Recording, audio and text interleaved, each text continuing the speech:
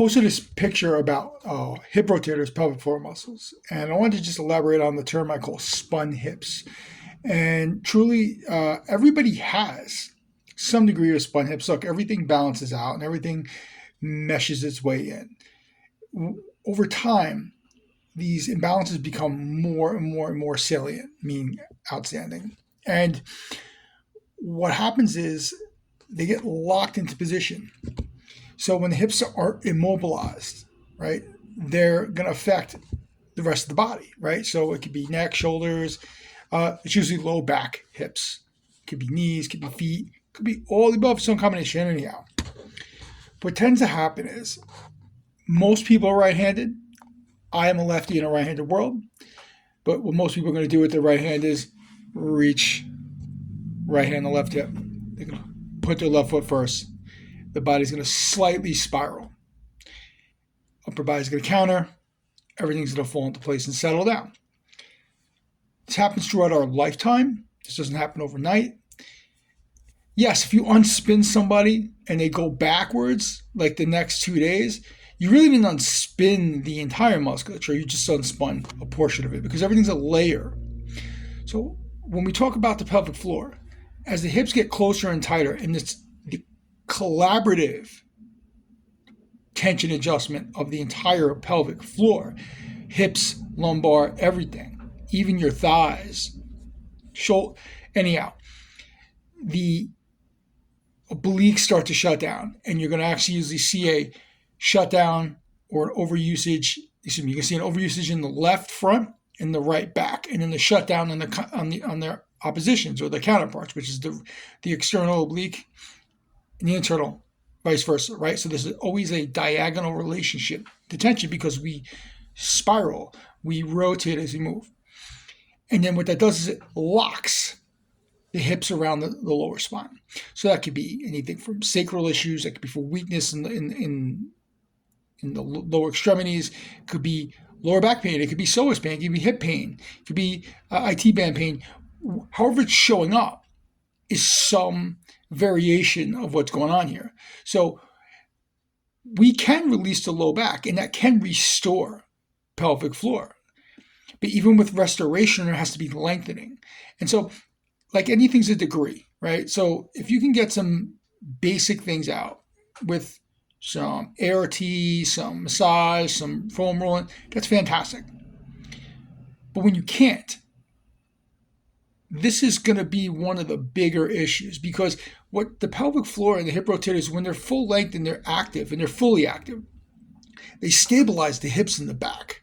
So it keeps the hips upward. Well, now if you're looking backwards, right? So this way. So boom, they're coming up. So the front of the hips now are straight rather than tilted, right? So it's not just the hip flexors are keeping you forward, right? It's the lower pelvic in the back is not keeping you upright. And the hips are just too close in the tension. It's not available to be active. So we have to get the hips to unspin. And so we use counter resistance and tension to go in the opposite direction. And we use, it depends on the person, but we have to work our way into connection there. And then we start unspinning and we work around the hips and we start to lengthen and strengthen those hip rotator muscles to the point where they start to turn on. Scar tissue, things like that. Now, again, this is not a one and done situation, but it's a finite thing that I found in everybody that I've worked. I even have it going on in myself. And I'm telling you, the only way to get this out at the deepest level, and maybe it's just for the extreme cases, maybe you've done some great success with this on your own, and that's fantastic because it's a lot of work, right? So I'm not asking anybody to do more work than they have to, and I'm not trying to confuse or negate the successes of other people.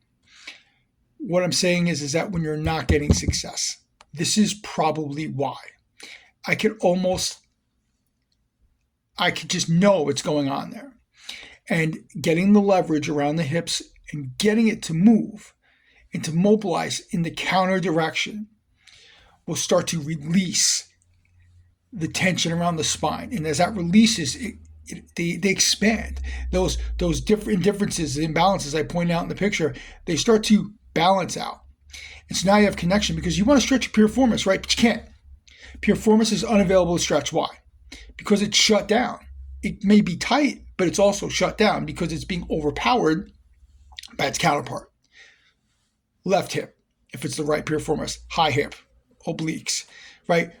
It's even the front oblique, and so is QL. Anyhow, that's getting more into depth. But at the end of the day, it's all the sequence, right? So as long as you're following the sequence, all these things start to work sequentially together. So we can pinpoint a muscle and hopefully activate and release. That's great. But really, when we work sequentially, we start to get sequential, which is what compounds the results and what's really is why the results remain, because we've repatterned. So we're unpatterning a body. So everything's a pattern written into our system, and we're unpatterning it, or repatterning, I should say. So once the piriformis is active, you now have the muscle available to be activated when you can now change it, right? And that goes for any muscle. So if this doesn't make sense, or if you have any questions about it, please, I'd love to answer.